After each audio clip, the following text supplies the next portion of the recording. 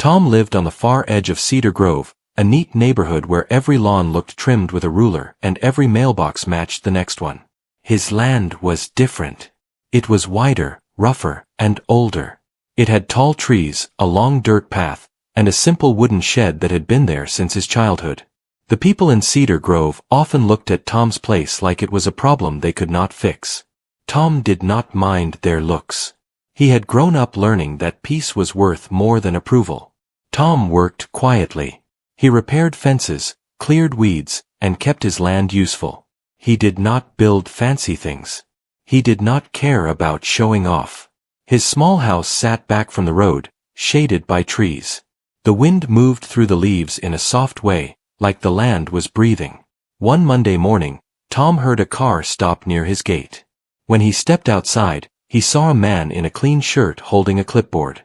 The man smiled like he was trained to smile. "Good morning, sir. I am here from the Homeowners Association." Tom kept his face calm. He had heard about the HOA for years. He had never joined them. He never signed anything. He simply owned his land and lived on it. The man handed Tom a thick envelope. Tom took it and thanked him. The man walked back to his car and drove away without another word. Tom opened the envelope at his kitchen table. The paper inside was official and bold. It said HOA violation notice in large letters. Then it listed many things in smaller lines. Fence not approved. Shed not permitted. Unpaved driveway not allowed. Signs of outdoor storage. Unacceptable lot appearance. Then the number at the bottom made Tom pause. $250,000. Tom read it twice. He did not shout. He did not throw it. He placed it on the table and stared at the wall for a long moment. The amount was so high it felt unreal, like a threat meant to scare him into quick action. But Tom was not the type to move fast when someone tried to push him. He made tea, sat down again, and read the letter slowly one more time. At the end, it warned him that if he did not pay, legal steps would follow. It also demanded he attend the next HOA meeting to address his violations. Tom looked out the window. He could see his shed near the tree line. It was old but strong. His grandfather had built it. Inside were tools, spare boards, and work gloves. The shed had never hurt anyone. His fence was not pretty, but it kept wild animals away.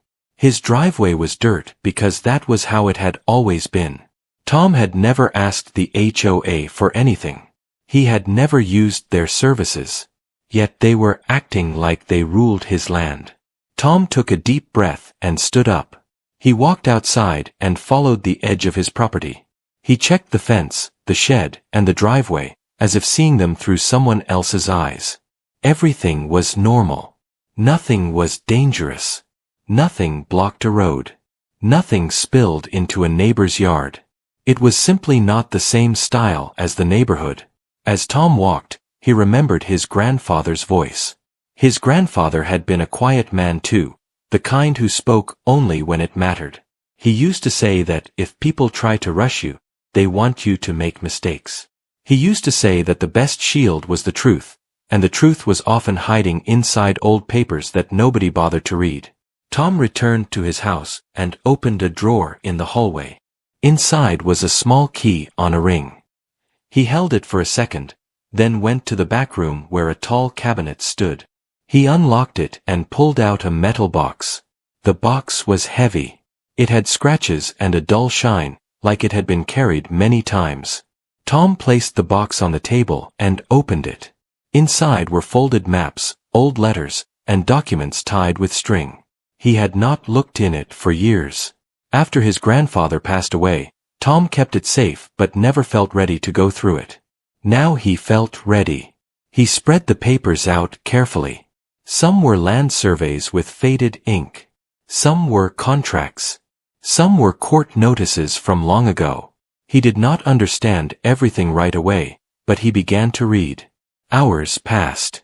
The sun moved across the sky. The house stayed quiet except for the sound of pages turning. Tom's eyes stayed focused. He did not jump to conclusions. He searched for names, dates, and property lines. He found an old map of the area. Cedar Grove was drawn in a rough outline, but it was not called Cedar Grove back then. It was marked as a planned housing project. Another paper showed a deal between a developer and a land trust. Tom's family name was on that trust. Tom felt a small shift inside his chest, like a locked door was starting to open. He kept reading. The developer had been allowed to build homes on part of the land, but the paper did not look like a full sale. The words used were lease, rights, and term. Tom underlined those words in his mind. He looked for a final transfer document, something that would say the land was fully sold. He did not find it. Instead, he found a document that talked about renewal and conditions. It said that if conditions were not met, rights could return to the original holder. It was signed by people who were no longer alive, but the signatures were real and clear. Tom leaned back and rubbed his eyes. His tea had gone cold, but he did not care. His heart was not racing. He was calm, but now his calm had shape. It had direction. If the neighborhood was built on a lease, then the HOA was not what it claimed to be. It might have power over people who signed with them, but that did not mean it could control Tom's land. And if Tom's family trust still held ownership, then the situation was even bigger than a fine. Tom looked again at the violation notice. The letter tried to sound strong, but it did not include proof. It did not include a proper ownership record. It relied on fear and assumption. Tom could see that clearly now. He knew what he had to do next. He needed facts in the present, not just papers from the past. The old documents could be powerful, but he had to connect them to official records and current names. He needed someone who understood law and property history. That evening, Tom drove to a small office in town. It belonged to a lawyer named Paul. Paul was not flashy. His office had simple furniture and a shelf full of thick books. Paul listened carefully as Tom explained the letter and showed him the old metal box. Paul did not laugh or act surprised. He opened a few documents and started reading with a serious look. "This is interesting," Paul said. Tom nodded. He did not speak much. He let Paul read. After a long time, Paul placed a paper on the desk and pointed at a line. "This is not a full transfer," Paul said. "This looks like a lease arrangement with conditions. If this holds up against modern records, the HOA may have no right to fine you at all." Tom felt relief, but he did not let it take over. He knew it was still early. He knew groups like the HOA would fight to keep power. Paul looked at Tom and asked a simple question. "Do you want to settle, or do you want to stand your ground?" Tom stared at the violation notice again. He thought about the way the HOA man smiled. He thought about the board members who probably enjoyed making people nervous. He thought about how easily fear could make people obey. Tom spoke in a low voice. "I want the truth on the table," he said. Paul nodded. "Then we start with records," Paul said. "We confirm ownership, boundaries, and the legal status of that neighborhood. After that, we respond." Tom left the office as the sky turned dark. Streetlights lit the road in a pale glow. The neighborhood ahead looked quiet and perfect, like nothing could disturb it. But Tom knew something important now. A fine that large was not just about a fence or a shed. It was about control. And the people who tried to control others often did not expect someone to calmly open an old box and read what was forgotten. Tom drove back to his land and parked near his gate. He stepped out and listened to the night sounds. Crickets, leaves, and distant cars. Everything felt normal, but he could sense the beginning of a storm, not in the sky, but in the rules and pride of Cedar Grove. Tom walked toward his house, holding the envelope under his arm. The next HOA meeting was coming soon, and this time, Tom would not walk in as a man being judged. He would walk in as a man who had finally learned what he truly owned. Tom woke up early the next morning with a clear mind. The fine letter was still on the kitchen table, resting exactly where he left it. He did not feel fear when he looked at it.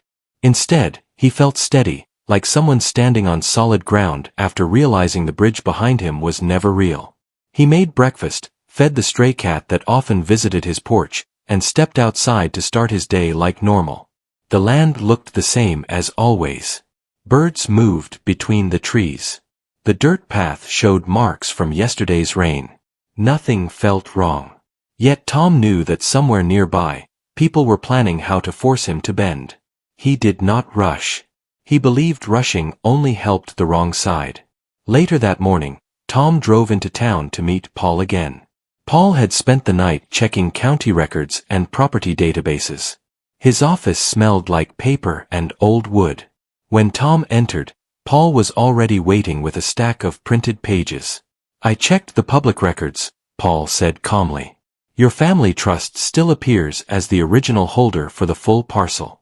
The neighborhood was built under a long-term development agreement, not a sale." Tom listened closely. "What about the HOA?" Tom asked. Paul adjusted his glasses. "The HOA exists because homeowners agreed to it. But that authority does not override land ownership. If they are claiming control over property they do not legally own, that is a serious mistake." Tom nodded slowly. Paul continued. "We will attend the meeting. We will not argue. We will not threaten. We will ask questions and request proof. That alone will shift the room." Tom appreciated Paul's approach. Calm strength mattered more than loud words. The HOA meeting was scheduled for Thursday evening. Flyers were posted around the neighborhood like warnings. Some residents whispered when Tom drove past. Others avoided eye contact. Rumors had already started. Some said Tom was refusing to follow rules. Some said he was trying to destroy the neighborhood. Tom ignored all of it. On the day of the meeting, Tom wore simple clothes. Clean shirt, plain jacket, worn boots. He did not dress to impress. He dressed to be himself. Paul met him outside the community hall. The building was modern, with bright lights and large windows. Inside, rows of chairs faced a long table where the board members sat. The room filled quickly. Many residents showed up. Some were curious. Some were angry. Some just wanted to watch. The HOA president stood up and cleared his throat. He spoke with confidence, explaining the importance of rules and order. He mentioned how violations hurt property values and community image. Then he called Tom's name. Tom stood and walked to the front with Paul beside him. Every step felt slow but strong. The president held up the violation notice.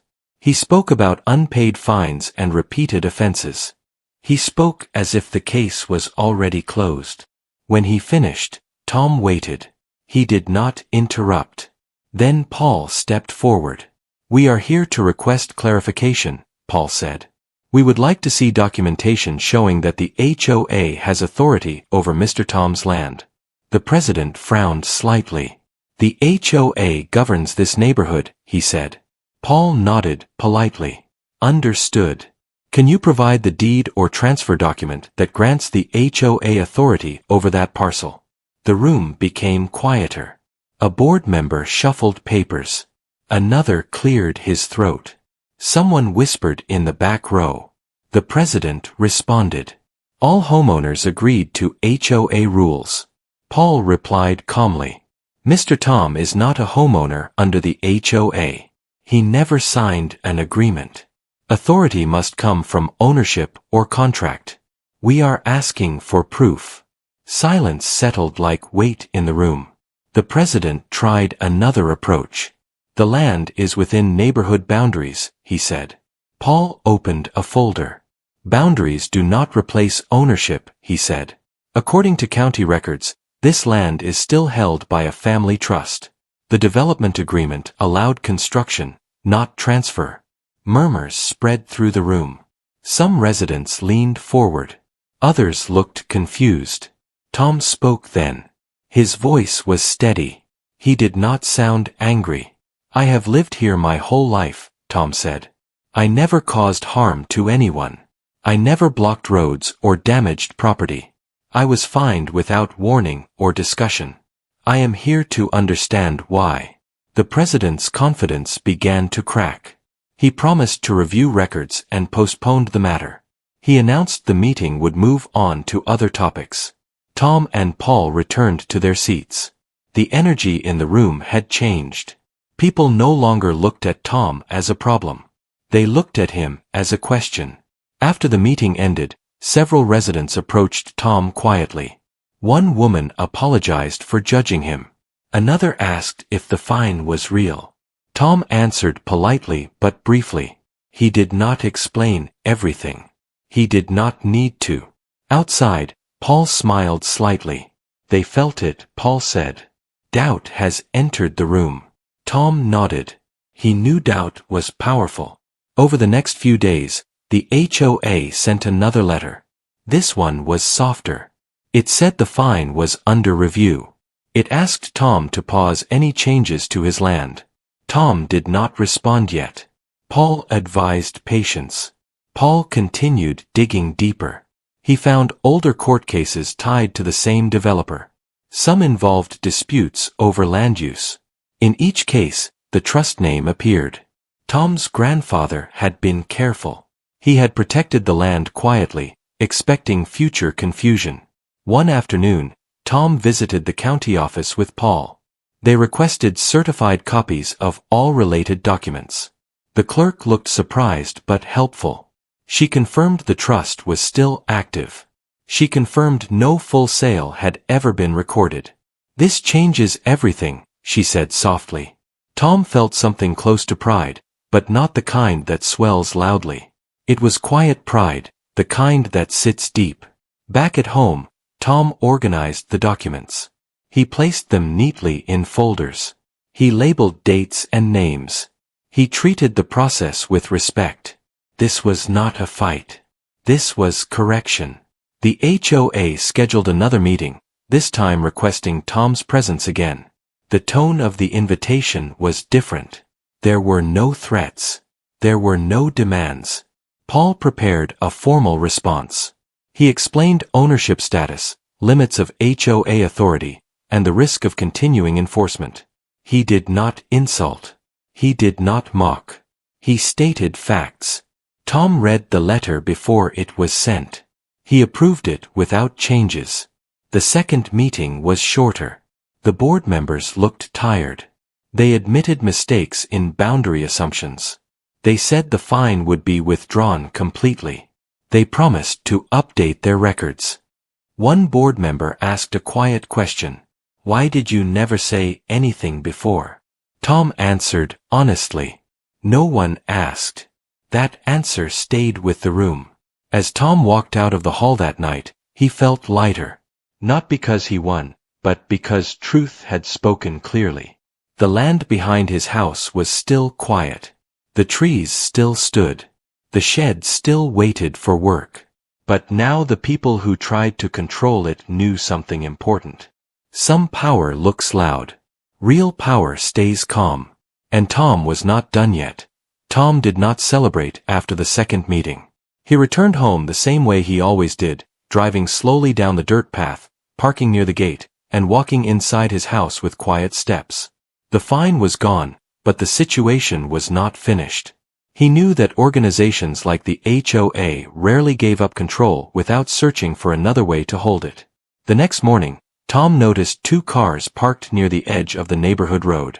They were clean and new. People inside them were watching his land. Tom did not confront them. He simply continued fixing a loose board on his fence. After a while, the cars left. Paul called that afternoon. The HOA has hired a legal firm, Paul said. They are reviewing historical development rights. This means they are looking for something to challenge the trust. Tom listened carefully. Is that bad? Tom asked. Not if the truth is solid, Paul replied. It only means they are nervous. Tom thanked him and hung up. He sat on the porch and watched the sun move across the trees. His grandfather had warned him about moments like this. When power feels threatened, it often pretends to be reasonable while searching for weakness.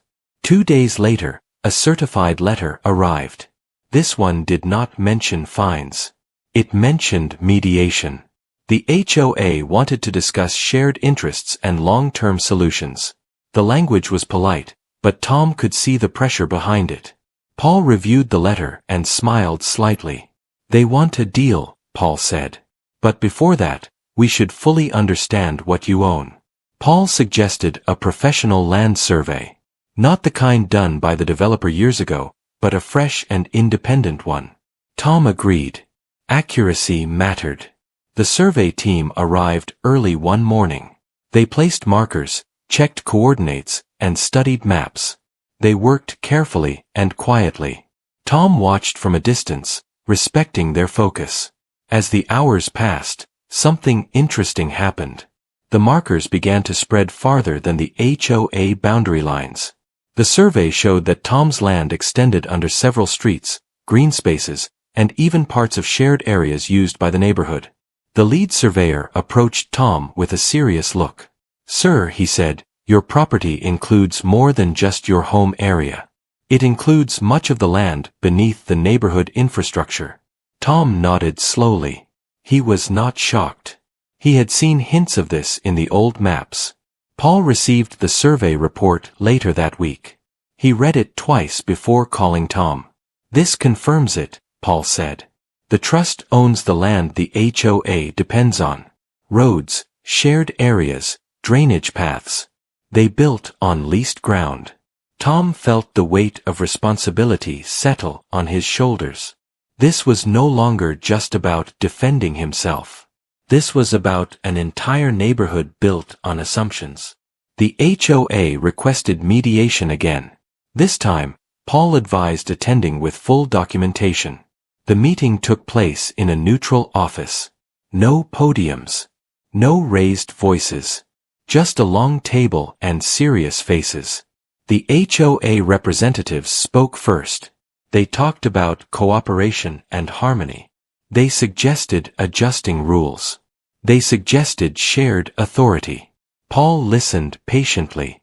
Then he placed the survey report and ownership records on the table. "These documents show that the trust owns the underlying land," Paul said. "The HOA operates with permission that was never updated or transferred. Continued enforcement actions against the owner could expose the HOA to legal risk." The room went quiet. One representative leaned forward. "Are you saying we have no control at all?" Paul answered carefully. "You have control over agreements signed by homeowners. You do not have authority over land ownership. Those are separate matters." Tom spoke next. His voice was calm and clear. "I never wanted conflict," Tom said. "I want people to live peacefully. But I will not allow pressure or false claims. My family protected this land long before these houses existed." The HOA president sighed. He looked tired. "What do you want?" he asked. Tom paused before answering. He thought about the neighbors who waved at him now. He thought about the ones who once judged him. He thought about the power he held and how easily it could be misused. "I want fairness," Tom said. "No fines without proof. No rules used as weapons. And clear agreements that respect ownership." The meeting ended without a final decision. But the balance had shifted. News spread quickly through the neighborhood. People talked in small groups. Some were worried. Some were curious. Some felt relieved that someone was finally questioning authority. A few residents came to Tom's land to speak with him directly. They asked if he planned to raise rent or force changes. Tom assured them he had no such plans. "I live here too," Tom said. "This land is my home." That answer calmed many fears. The HOA board met privately several times over the next weeks. Their legal firm advised caution. The risk of continuing enforcement was high. The cost of fighting ownership claims could be severe. Finally, a formal letter arrived. The HOA acknowledged the ownership structure.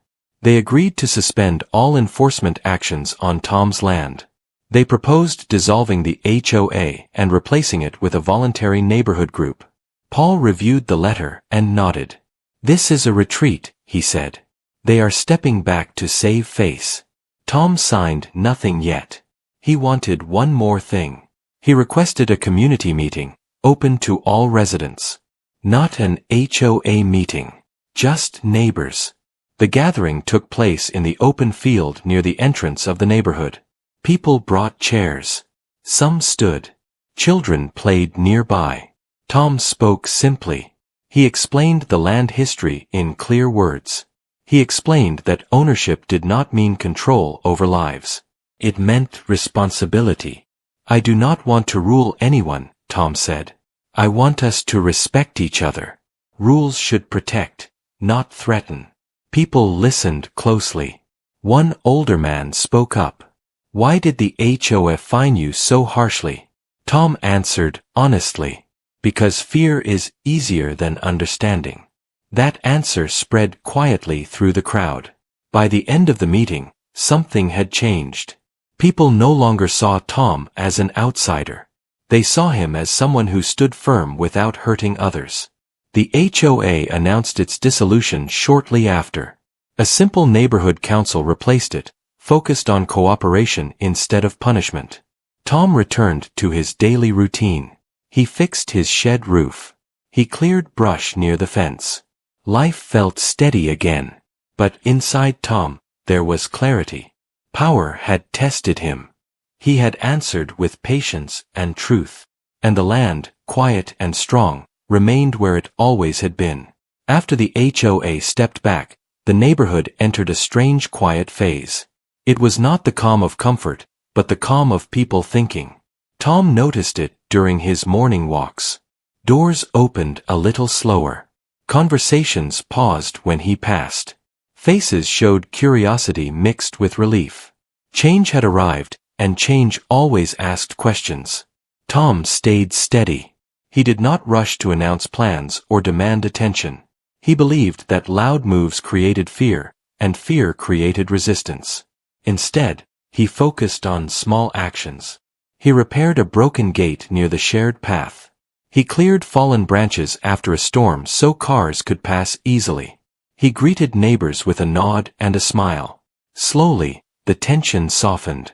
Paul called often to check in. The legal side was settling, but details mattered. Agreements had to be clear. Records had to be updated. Paul reminded Tom that silence could still be used against him if misunderstandings returned. Tom agreed to move carefully. One afternoon, Tom received a visit from 3 residents. They were nervous but respectful. One was a teacher named Anna. Another was a store worker named Ben. The third was a retired man named Roy. They stood near the fence, unsure where to begin. "We wanted to talk," Anna said. "We heard the HOA is ending. We are not sure what comes next."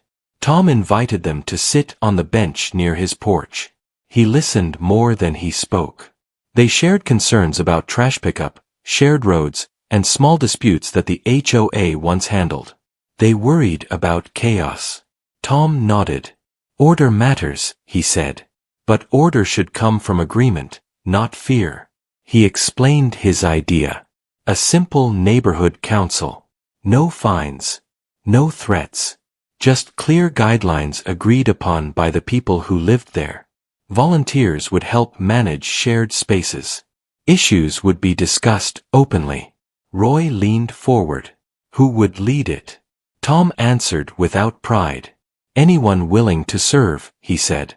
"Leadership should rotate." The visitors left feeling lighter. Word spread again, but this time it carried hope instead of tension. A week later, a community meeting took place under tall trees near the open field. Chairs formed a loose circle. Children played nearby. Dogs rested in the shade. Tom stood when asked to speak, but he did not take the center.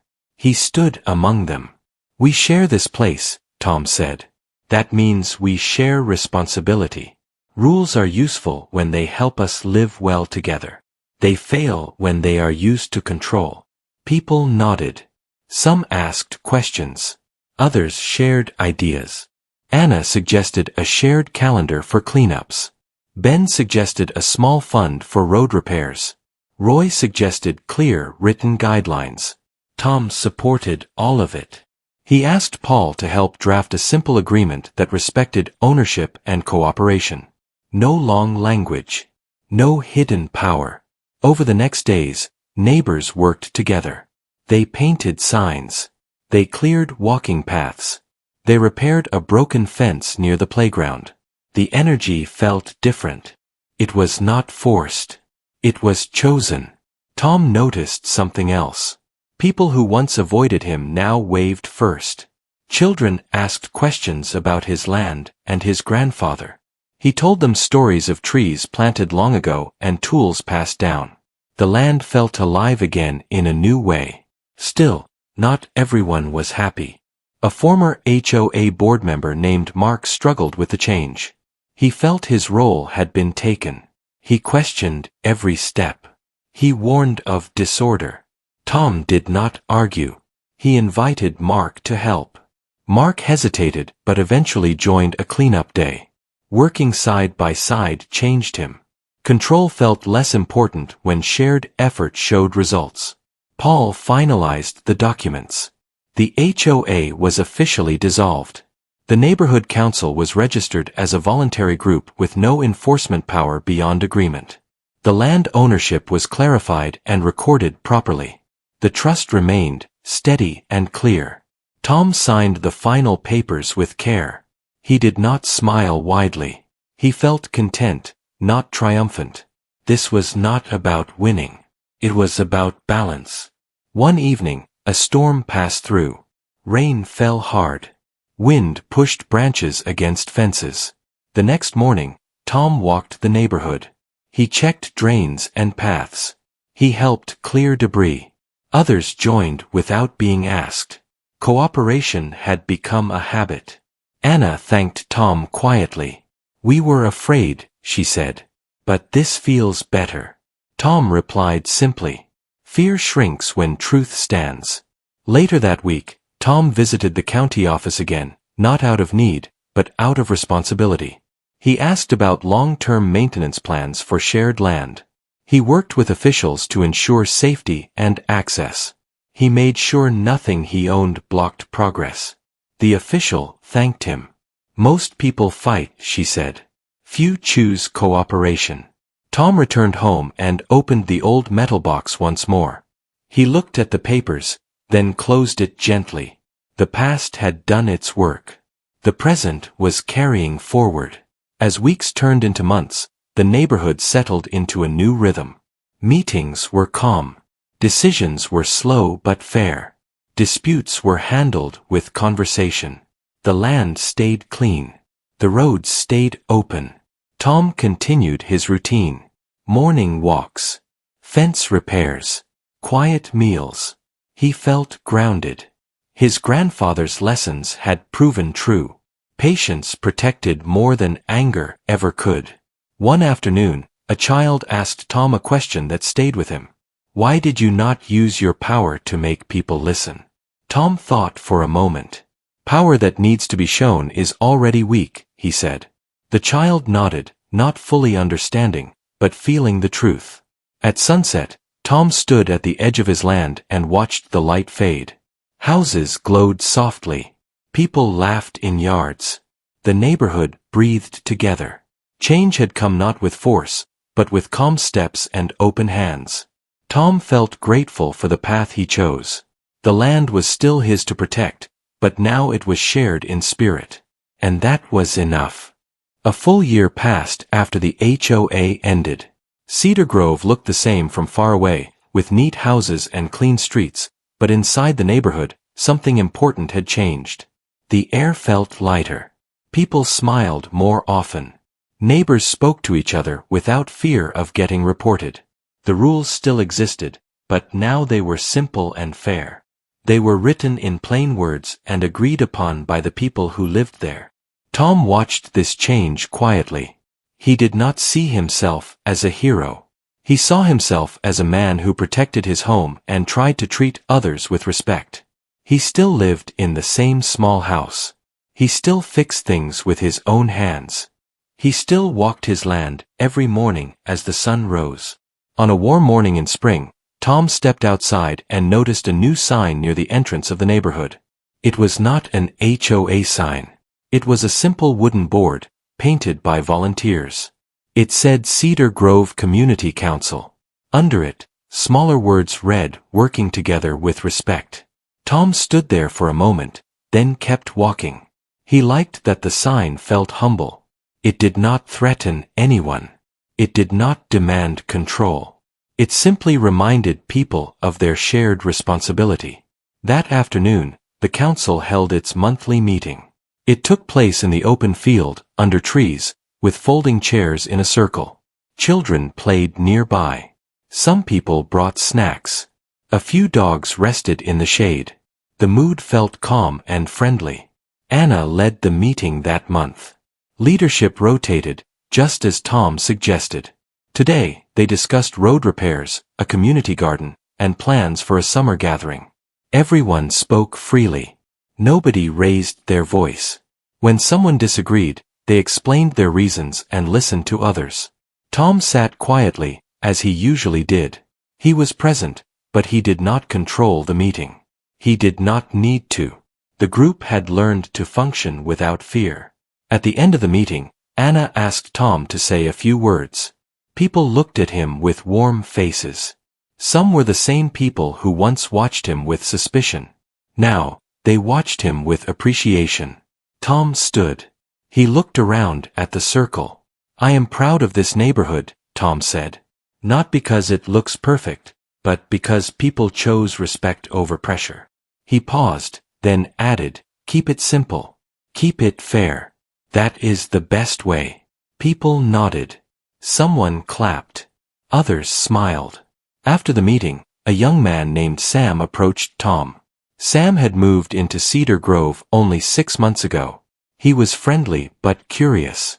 He had heard the story of the HOA but never lived through it. "Is it true they fined you that much?" Sam asked. Tom nodded.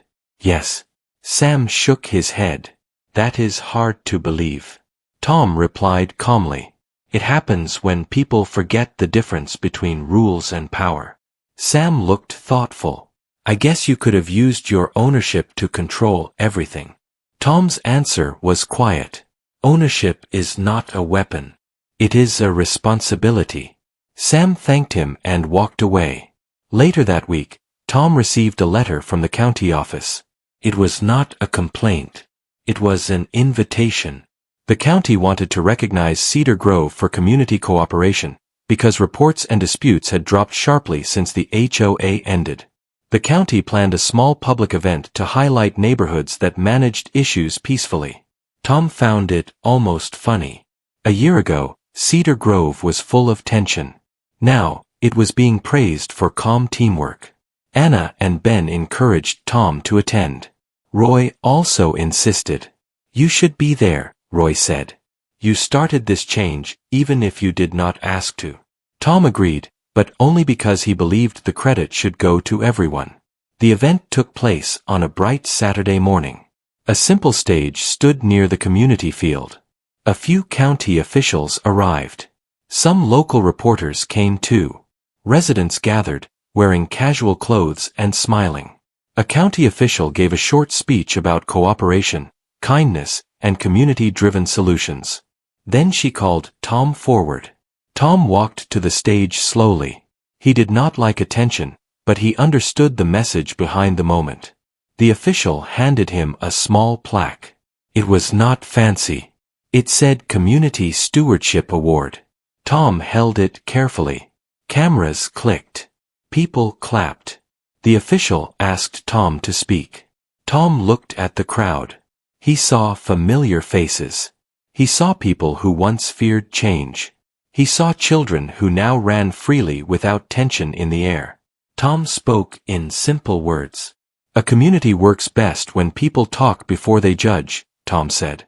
"When rules are used to protect, not to punish. When everyone remembers that respect is stronger than pressure." He paused, then added, "This neighborhood is proof that calm choices can fix big problems." People clapped again. Tom stepped down quickly. After the event, A reporter asked Tom a question. Why did you not fight back with anger when they fined you? Tom answered, honestly. Anger makes noise, he said. Truth makes change. The reporter seemed surprised by the simple answer. He wrote it down. That evening, Tom returned home and placed the plaque on a shelf. He did not place it in the center of the room. He placed it beside an old framed photo of his grandfather. Tom sat on his porch as the sun went down. The sky turned orange and soft. He listened to the sounds of the neighborhood. A lawn mower in the distance. Laughter from a backyard. A dog barking once, then stopping. The world felt steady. Tom thought about the year behind him. He remembered the first letter with the huge fine. He remembered the cold feeling of being judged. He remembered the meetings, the documents, the careful steps. He remembered how the truth was hiding in old papers, waiting patiently. He realized something important. The biggest change was not legal or financial. It was emotional. People learned that fear-based control was not normal. They learned that community could exist without threats. Tom looked across his land. The shed stood quietly under the trees. The fence line was stronger now. The dirt path still led toward the woods. Everything that mattered remained. A soft wind moved through the leaves. Tom closed his eyes for a moment and felt the peace of the land. He understood that power could have turned him into the same thing he fought against. But he chose a different path. He chose patience. He chose fairness. He chose respect. And because of that, Cedar Grove became more than a neat neighborhood. It became a real community.